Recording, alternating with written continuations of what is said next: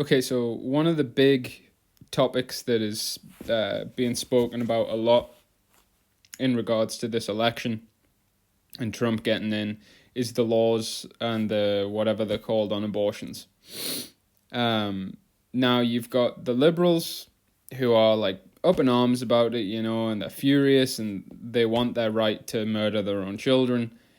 And then you've got the Christians who are arguing against it and they're fighting against it. Now, it would be all well and good, the Christians fighting against it, if they weren't complete hypocrites in doing so. Okay, now, the reason why abortion is obviously wrong is because it's murder. Now, why is murder wrong? Because it's breaking the Ten Commandments. So, you Christians need to understand that you cannot be partial in the law. You can't judge hypocritically. God hates that. He absolutely detests that. So, out of one side of your mouth, you're saying, oh, we're not under the law anymore. No, we don't have to keep the Sabbath. Oh, yeah, Christmas used to be pagan, but, it's about Jesus now, and whatever about idolatry. We're not under the law.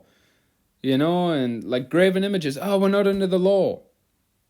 That's like one of the things you love to say the most. We're not under the law. We're not under the law. But you only say it when it suits you.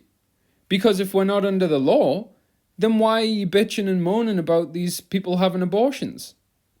I thought we weren't under the law. You see how hypocritical it is? You cannot be partial in the law. Now, you would have a far, and I need to point out as well, 1 Corinthians 5, it tells us that we're not even supposed to be rebuking those who don't even claim to believe. So all of these liberals who don't even claim a belief in God, you're not even supposed to be rebuking them. The rules of rebuke is that you're only to rebuke those who actually claim to follow God. Like, I'm not going to go around rebuking a bunch of heathen for doing Christmas because it's a heathen festival. That's their thing. But the reason why you rebuke the church for doing it is because God said, have nothing to do with the ways of the heathen. You're supposed to be separate. Okay, so I just had to make that point. Really, you're not even supposed to be rebuking these liberals for having abortions. Okay, but I know you're going to do it anyway. So here's a bit of advice. Your argument would be so much stronger if when these people come up with these hypothetical arguments like, oh, well, what if a 12-year-old girl gets raped? Are you going to make her have the baby? If you would turn around and say, well, if everyone kept the 10 Commandments, the 12-year-old girl wouldn't get raped. Why don't you keep the 10 Commandments? That's how you're supposed to speak to the heathen. You can't rebuke them directly, but you could say to them, you bring all these hypothetical arguments, but if everyone just kept the 10 Commandments, we wouldn't have to worry about anything. There would be no rape. There would be no abortion. You would never have a situation where a child is being brought into the world under a difficult and tough circumstance. Because no doubt about it, like a 12-year-old girl getting raped and having to bring a baby to full term is awful. It's absolutely horrific. That's not how it's supposed to be. But if everyone just kept the 10 Commandments, we wouldn't have these issues. You see, Christians, so if you weren't so hypocritical in your judgment, you would bring so many more people to God. But you reek of hypocrisy. You absolutely reek of hypocrisy.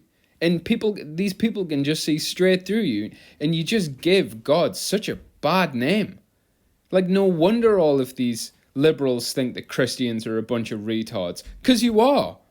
You're an absolute bunch of retards. Because out of one side of your mouth you say, oh, we can't have abortions, it's murder. But then out of the other side of your mouth you're saying we're not under the law, we don't have to keep the Sabbath. It's absolutely ridiculous. You're a bunch of hypocritical retards. So just stop lying to each other. Stop lying to the people around you. Stop lying to God. Like, do you think you fool him? No.